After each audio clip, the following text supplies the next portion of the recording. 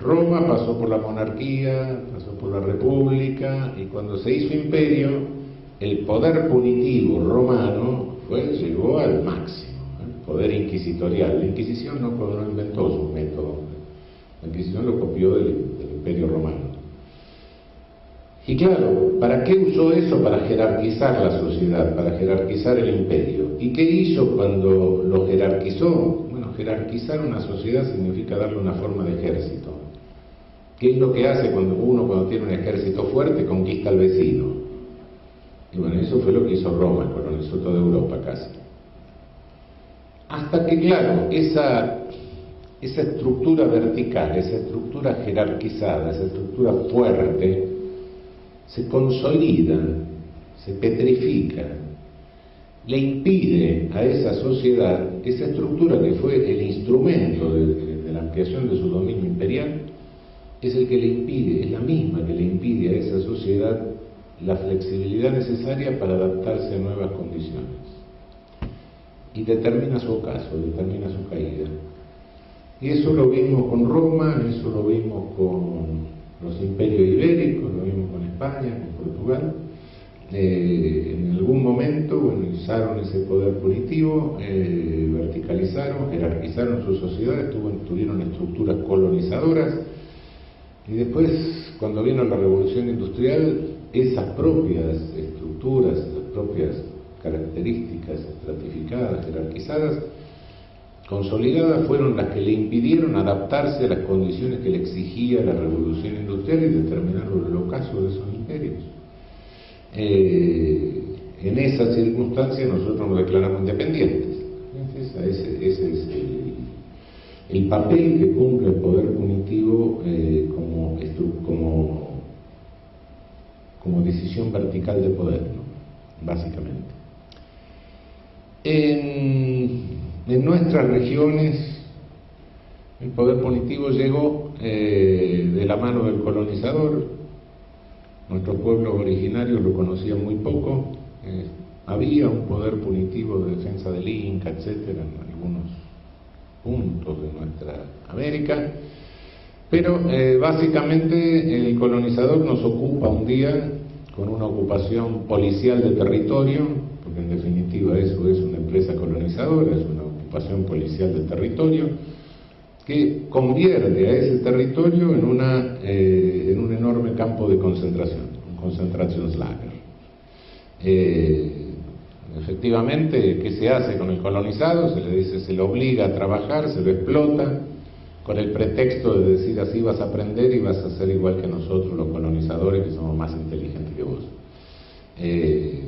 Acuérdense ustedes que arriba de Auschwitz estaba el cartel, Arbeit macht frei, el trabajo libera.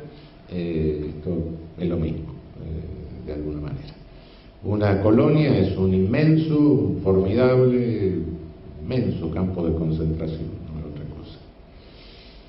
Bien, cuando después siguió nuestra historia, usamos el poder punitivo de muy diversas maneras. Nuestros libertadores fueron conscientes de que tenían que limitarlo, de que tenían que controlarlo. Y lo limitaron, lo controlaron. Por eso proyectaron códigos, por eso proyectaron constituciones. Eran verdaderos liberales. La palabra liberal es una palabra que está bastante maltrecha. Normalmente por algunas razones que ahora voy a explicar.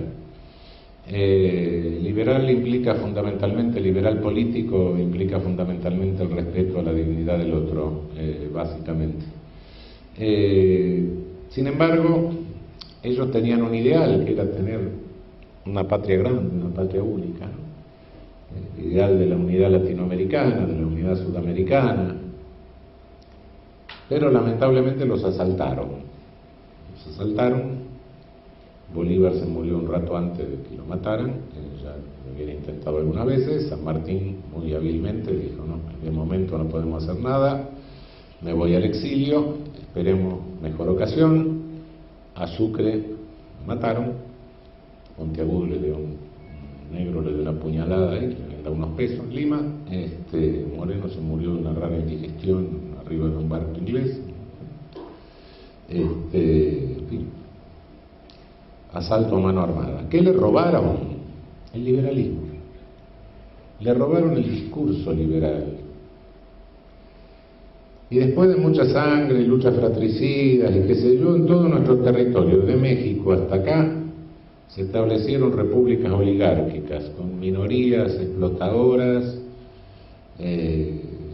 repúblicas con minorías absolutamente corruptas que legalizaron su corrupción a través de las leyes, por supuesto, que tuvieron constituciones y códigos liberales, por supuesto, declamatorios que no se cumplían, mientras ellos racionalizaban la violación de todas estas leyes y el incumplimiento de todas estas leyes con teorías racistas, que traían de Spencer, del ideólogo del imperialismo británico, todas esas cosas, que decía que había que aculturarnos a todos nosotros, había que enseñarnos, porque teníamos la cabeza chica.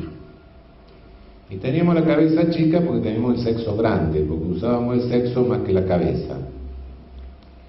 Entonces, como se alimenta de lo mismo, decía Spencer, había que enseñarnos a usar menos lo de abajo, más lo de arriba, y con eso se nos iba a desarrollar la cabeza.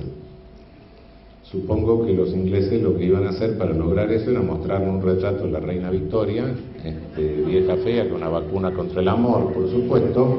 Entonces con eso iba a haber una moderación con la moral victoriana. Todo esto que estoy diciendo no estoy ridiculizando, estoy sintetizando, pero cuidado que era exactamente lo que decía, y exactamente lo que repetían unos cuantos de los nuestros, cuyos cuadros cuelgan hoy en marcos renacentistas dorados en muchas de nuestras universidades. Cuidado. Y no solo conservadores, había socialistas también que decían lo mismo, ¿no? Pero bueno, no importa, dejemos eso de paso. Era un paradigma no es una ideología, un paradigma es un marco de pensamiento en el cual se mueven todas las ideologías de una época, ¿no? Bueno, y el marco de pensamiento era el marco racista de pensamiento. Como todos estos negros indios son inferiores, no los podemos dejar, no podemos darle plena vigencia a estas leyes.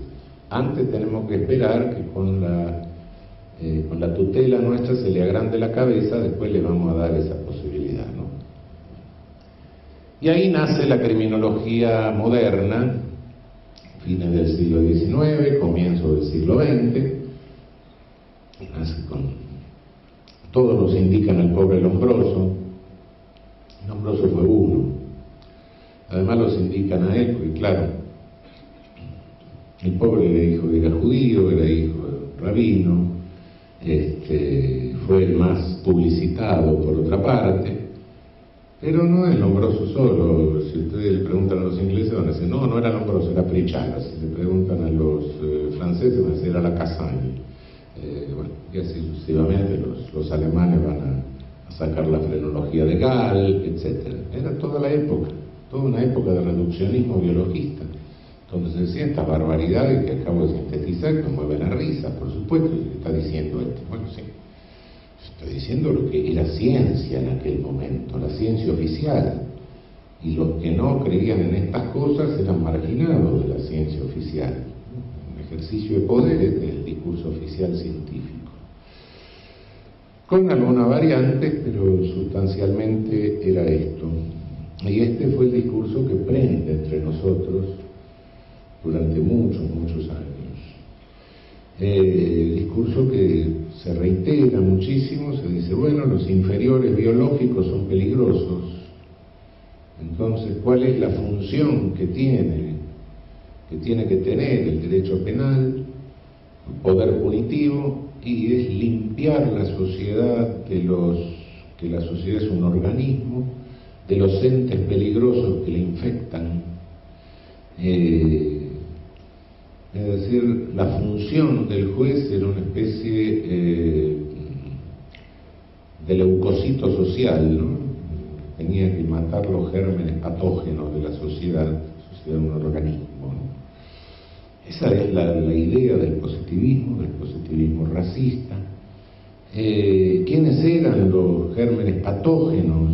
Y bueno, los gérmenes patógenos eran los que respondían a determinadas características Hoy, después de muchos años, nos damos cuenta de que esas características son características étnicas. Y el propio Lombroso lo decía. El propio Lombroso decía que él inventa la teoría de que todos los pueblos colonizados, bueno, eso era no es que la inventa él, la toma, todos los pueblos colonizados son pueblos que tienen características análogas a la de algunos criminales natos que tenemos nosotros en las sociedades centrales colonizadoras. ¿Por qué? Porque son menos evolucionados. En vez de nosotros somos más evolucionados, por eso tenemos la cabeza más grande. Estos son menos evolucionados. Y son menos evolucionados y son feos. Son medio negros, medio indios, y él lo dice en su obra fundamental, El hombre delincuente, dice, tienen características africanoides o mongoloides, es decir, características de los pueblos originarios de África o de América. Bueno, se da cuenta de que de repente dice, bueno, son feos. Dice, bueno, hay algunos que no, que parecen más lindos, pero inmediatamente se corrige y dice, no, parecen más lindos porque tienen mucho pelo. Es un racismo manifiesto, no. A mí me encanta leer a estos racistas, porque eran racistas en serio y muy sinceros. Uno los lee y está claro lo que dicen. Ahora, cuando uno lee los racistas de ahora, ellos saben que ciertas cosas no las deben decir. Entonces, dan unas vueltas raras donde uno tiene que desentrañar el racismo. Con estos no, con esto estaba claro, ellos lo creían así, lo decían abiertamente, lo racionalizaban de esta forma. Bueno, esto nutre el discurso penal, nutre el discurso criminológico, nutre el discurso jurídico a lo largo de décadas y décadas. Hasta que llega el momento en que pasó lo que pasó, llega un momento en que el racismo, como siempre, como toda discriminación, como toda jerarquización de seres humanos, un día se enrieda en las manos del mismo que lo está esgrimiendo y se lo come. Y bueno, pasó eso. Se llegó a la Shoah, se llegó al asesinato de 6 millones de personas, se llegó al asesinato de gays, se llegó al asesinato de gitanos, asesinato masivo, el genocidio. Y un buen día, bueno, se juntan todos el concierto de las Naciones Unidas, en el 48, y dice, todo ser humano es persona. Valiente novedad. Tardamos tanto para decir semejante obviedad, y sí. De alguna manera, y este fue uno de los temas de discusión en la Constituyente de Santa Fe del 94, había quien decía, bueno, pero ¿para qué vamos a ratificar un tratado que dice semejante obviedad? Le vamos a dar jerarquía constitucional a un tratado que dice esta obviedad. Sí, es que esa obviedad significaba históricamente decir, no, bueno, paren, hasta acá llegamos. Ahora le damos vuelta al paradigma, estamos enterrando el paradigma racista. Esto no significa que se lo haya enterrado, no, porque lo hemos declarado. Ahora que lo vivenciemos es otra cosa, Y hagamos el análisis cada uno de nosotros en nuestra vida cotidiana incluso. Pero bueno, por lo menos lo hemos declarado. Por lo menos hay una declaración mundial que dice eso. Y esa declaración mundial costó muchos millones de cadáveres. Cadáveres que se fueron quedando mudos, que no dijeron nada, no dicen nada. Hay estadísticas criminales, hay estadísticas de homicidios, que muchos países tienen, las nuestras son malas, pero hay, por lo menos se los cuentan. No se los investiga, pero sí se los cuentan. Todos los países llevan estadísticas. Ha habido muchas masacres o genocidios. Por supuesto, la Shoah es más conocido, pero no es el único, ¿no? Por supuesto. El siglo XX ha sido siglo de genocidios. Genocidio armenio, bueno, más recientemente Camboya, el propio siglo XX comienza con el genocidio de Leopoldo II en el Congo, el genocidio de los alemanes en Sudáfrica, bueno, ¿cuánto? Sudán ahora. De modo que genocidios ha habido unos cuantos. Sin embargo, fíjense ustedes que cuando uno consulta las estadísticas de homicidios de los países en que hubo genocidios, los muertos del genocidio no aparecen, aparecen los muertos de iniciativa privada solamente. No hablan. Y tan mudos se quedaron que la criminología que estudia la etiología y el origen y la razón de todos los delitos, hay un único delito del que no se ocupó, el genocidio. Son muertos que no hablan, no cadáveres que no dicen nada, cuando lo menos que podrían decir, ya sabemos que estamos muertos. Eso no, han desaparecido. Desaparecieron de la criminología, desaparecieron de la estadística, desaparecieron de todos lados. Ah, no, esto es una cosa rara que nosotros no tenemos nada que ver. La literatura criminológica en materia de genocidio es mínima, es ínfima. Recién en los últimos años, y no, esto no significa que no se hayan estudiado los genocidios, sí se estudiaron, pero no por criminólogos, por historiadores, por antropólogos, por sociólogos, pero no por criminólogos. Es decir, es algo que le impacta a la criminología. Y cuando uno analiza un poco por qué le impacta, por qué esa resistencia, eso de mirarlo de lejos, descubre con horror que realmente todos los genocidios fueron cometidos por estados, por supuesto, sin duda, pero el Estado es una cosa medio abstracta. Pero ¿quiénes materialmente los cometieron? Agencias del poder punitivo, agencias descontroladas del poder punitivo. La KGB stalinista era una policía, la Geheimnische Staatspolizei nazista, la Gestapo, era una policía. La CSS eran una policía. Cuando se comete el genocidio armenio, se suelta a los presos de las cárceles turcas para que vayan matando a los armenios en el camino. Pol Pot en Camboya forma una policía agarrando a todos los vagos de la ciudad y convirtiéndolos en policías para dedicarse a matar una cuarta parte de la población. Y así podríamos seguir en todos los casos. Ustedes me dirán, bueno, no, cuidado. Hubo casos en que no fueron agencias del sistema penal, sino fueron militares. Un momento. Vamos a analizar un poco esto, y sobre todo lo que fueron las masacres de seguridad nacional de América del Sur. Fueron fuerzas armadas, personal de fuerzas armadas, pero en función bélica, no, en función policial. ¿Y en qué función policial? Eso es lo interesante del caso. En función policial de ocupación territorial. Fuimos víctimas de un fenómeno de autocolonización, por así hablar, por así decirlo. Por supuesto que hubo intereses foráneos y respondí a intereses mundiales, no cabe duda, pero usaron a nuestras propias fuerzas armadas para ocuparnos. Y tal fue la desfachatez y el descaro con que eso se hizo, que la propia ideología y metodología de seguridad nacional se importa de Francia, de la ultraderecha francesa, de Argelia, de Indochina, del colonialismo francés.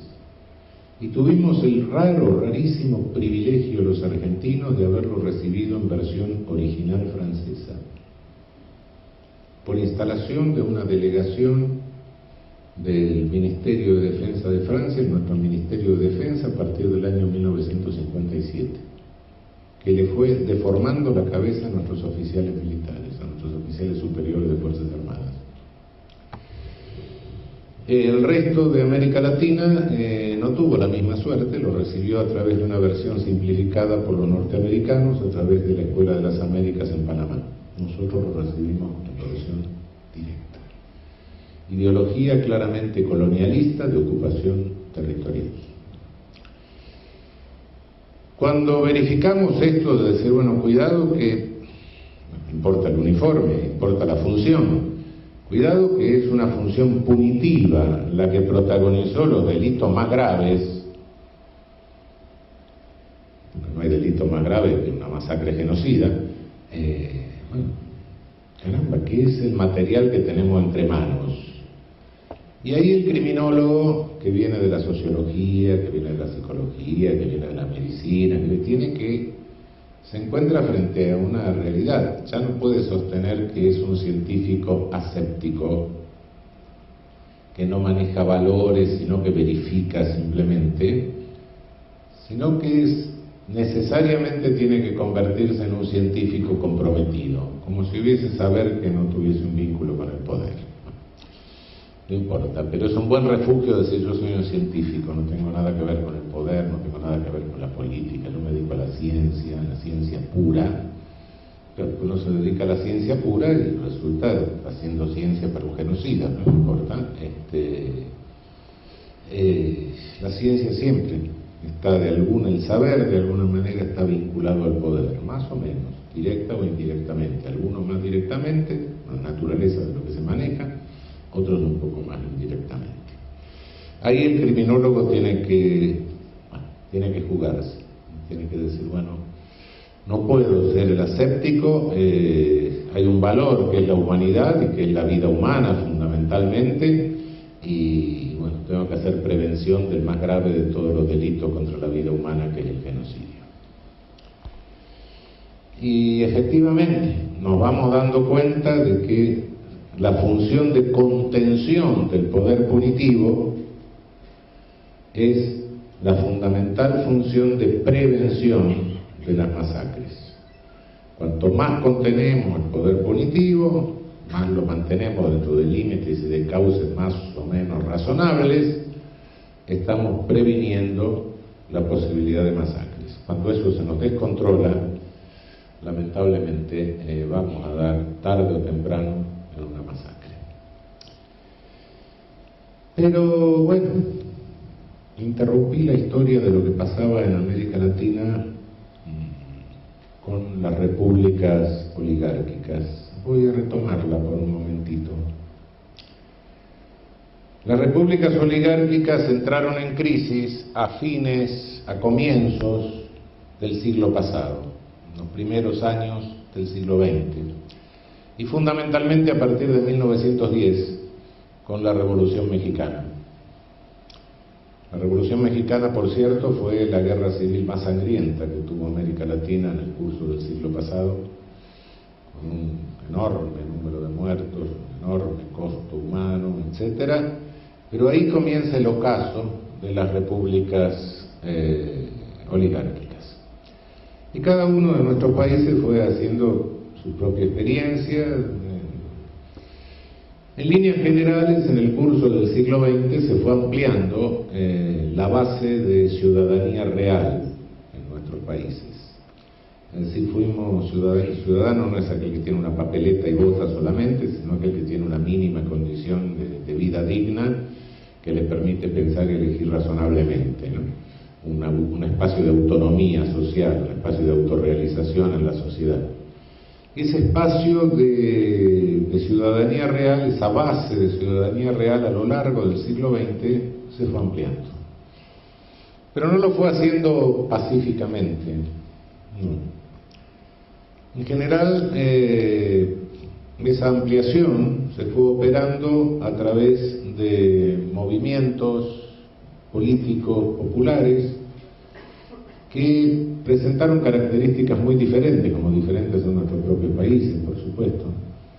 Me estoy refiriendo a Lázaro Cárdenas en México, me estoy refiriendo a Hipólito Yrigoyen y Perón en la Argentina, me estoy refiriendo a Getúlio Vargas en Brasil, me estoy refiriendo a José María Velasco Ibarra en Ecuador, me estoy refiriendo a Lapra y a Víctor Manuel Haya de la Torre en Perú, etcétera. Movimientos muy diferentes, posiblemente, o no posiblemente, casi todos ideológicamente bastante contradictorios, con defectos, personalismo, algún paternalismo, algún abuso de poder. Sí, efectivamente, presentaron eso, pero decir, características positivas de ampliación de base de ciudadanía real, características negativas de esta naturaleza que menester es reconocerlas. Pero hay dos cosas en el balance que son importantes. La primera es que, si no fuese por estos movimientos, creo que la mayoría de los que estamos acá ahora no estaríamos, o no sé si sabríamos leer y escribir.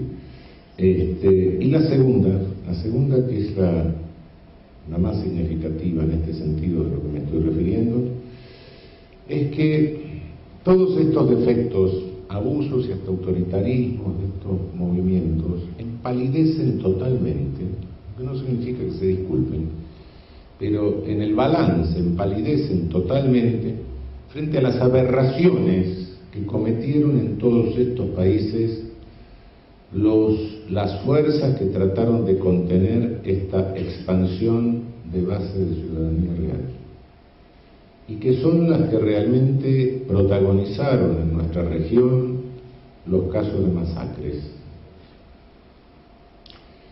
Este balance nos dice, bueno, pero ¿cómo se usó entonces el poder punitivo a lo largo de este siglo XX? Un poco incoherentemente, pero el uso del poder punitivo masacrador y genocida no fue por parte de todos estos movimientos de ampliación de ciudadanía real, sino por parte de las fuerzas de contención de esta expansión de la ciudadanía real. Tengámoslo claro. No voy a hacer historia, no voy a pasar país por país lo que fue pasando, no voy a pasar la lista de barbaridad y aberraciones que hicieron porque no me alcanzaría la tarde. Pero en síntesis, grosera síntesis, este es el terrible balance. Es decir, diría que hay una etapa de colonialismo, que es la etapa del colonialismo ibérico, digamos.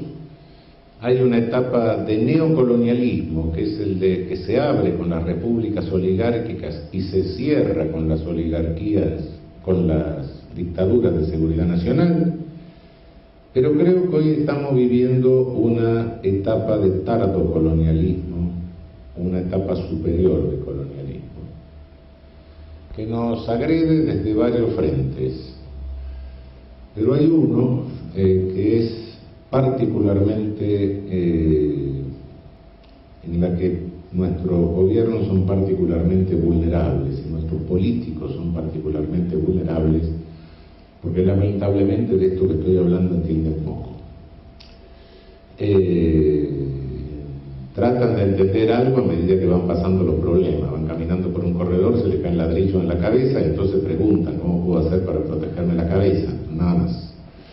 La realidad de los hechos es que desde hace unos 30 o 40 años comenzó en 30 años diría no más, comenzó en Estados Unidos un fenómeno muy original que realmente es contrario a toda la tradición norteamericana. No crean que esto que voy a decir estoy en un brote anti-yanqui, ni mucho menos. El acné juvenil a mí se me pasó hace rato, no es eso. Estoy describiendo un fenómeno que no me lo contó Fidel Castro ni nadie, sino que me lo cuentan los colegas criminólogos de Estados Unidos. Se acaba de publicar un libro de Jonathan Simon que se llama Gobernando a través del crimen, es un profesor de California, se acaba de publicar en versión castellana, un libro que tiene 3-4 años, donde esto se relata con todo detalle. Hace unos 30 años comienza en Estados Unidos una especie de fenómeno absolutamente insólito. Estados Unidos tenía un sistema penal, bueno, más o menos normal, con sus virtudes, sus defectos, etc. Unos índices de prisionización un poco más bajos de la media mundial. La pena de muerte parecía que se desaparecía después de la declaración de inconstitucionalidad de la Suprema Corte en el año 72. Sin embargo, de repente comienzan las administraciones republicanas y el índice de prisionización empieza a subir. La campeona de la prisionización en el mundo siempre había sido Rusia. En tiempos de la Unión Soviética, incluso ya con posterioridad. Y no tenemos datos de la época de los zares, pero todo hace suponer que también, porque era barato hacer prisionización en Rusia. El tipo lo mandan a Siberia y listo, no hay mayor, no es muy caro. Esto sabíamos que eternamente siempre el mayor índice de prisionización del mundo era Rusia. Estados Unidos sube y pasa a Rusia, la deja chica y sigue de largo hasta el día de hoy. Sigue de largo y va aumentando su número de presos hasta tener 2,5 millones de personas privadas de libertad hoy, encarceladas, prisionizadas, y otros 3 millones de personas sueltas por más o menos lo que es nuestra libertad condicional y nuestra condena condicional aproximadamente. Es decir, 5 millones y pico de personas controladas por el sistema penal. Un índice de prisionización que es el más alto de todo el mundo, que quintuplica la media mundial, digamos. Bueno, ¿qué demonios es esto? ¿Qué está pasando? ¿Qué está sucediendo? Cuando lo analizamos un poco, bueno, ¿quiénes están prisionizados? Por primera vez en toda la historia de Estados Unidos, más del 50% de los presos a partir del año 1987 son afroamericanos. Entonces, de cada 3 negros, entre 20 y 30 años hombres, hay uno preso. El resto no sé, supongo que serán latinos, pero no tengo datos. Es decir, hay una enorme sobrerepresentación racista en el ejercicio del poder punitivo. ¿Qué fue lo que pasó? Bueno, empecemos a entendernos. Hay una lucha de poder en el mundo, en todo el mundo, para determinar quién toma las decisiones. O las toman las grandes corporaciones económicas en las que se concentra no tanto capital productivo como capital financiero, o las toman las autoridades políticas votadas por la gente. Ese es la gran pugna que hay hoy a nivel planetario, en el mundo central, y lo recibimos en el periférico, por supuesto.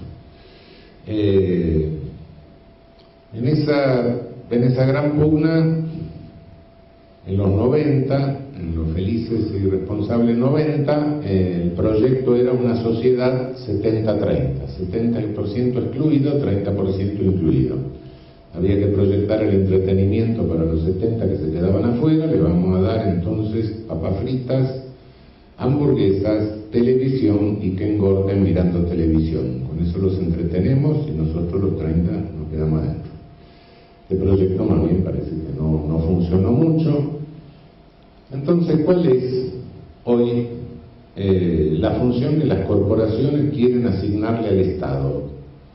Bueno, no es ninguna novedad que nosotros hemos oído muchas veces, hay que achicar el Estado para agrandar la nación y cosas por el estilo. Claro, achicamos el Estado, casi destruimos la nación, pero no importa.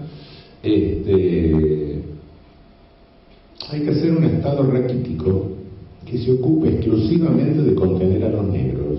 Y esto dicho en términos estadounidenses, con los datos que doy, no es metáfora. Únicamente la función del Estado es, básicamente la primera función del Estado es el ejercicio del poder punitivo. Punto. Los negros tranquilos.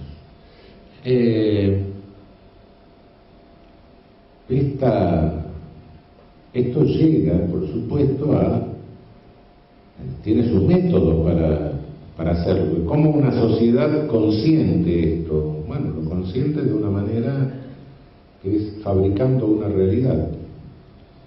Y la realidad se fabrica a través de los medios masivos de comunicación social.